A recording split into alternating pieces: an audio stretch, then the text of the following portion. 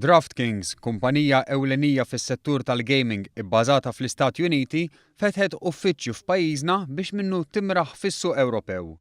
Waqt is-Summit tal-Gaming Malta u li għalih qed jattendu mat-8,000 delegat, Jeffrey Hass, il-Chief International Officer ta' DraftKings, qal li Malta toffri għad kbir ta' vantaġġi għal kumpaniji fil-gaming.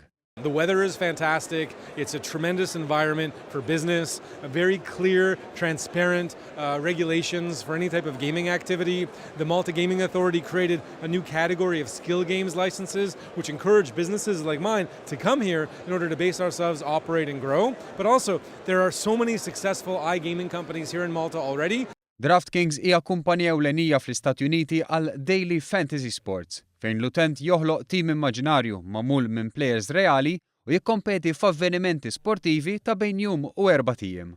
We're going to use this as a base, and as our business grows over time, my expectation is we recruit more people here, grow our business, and hopefully make a lot of money here, which is the plan. DraftKings f'Jannar li għadda ingħatat liċenzja mill-Awtorità Maltija għall-logħob.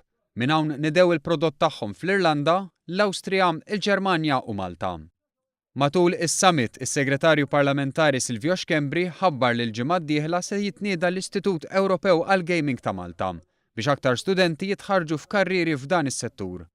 Dan filwaqt li komplit il-ħidma tal-Awtorità Maltija għall-logħob biex is-sena d-dieħla jiġi implementat qafas legali ġdid biex titnaqqas il-burokrazija u jitħaffef il-proċess biex kumpanija tirreġistra f'Malta.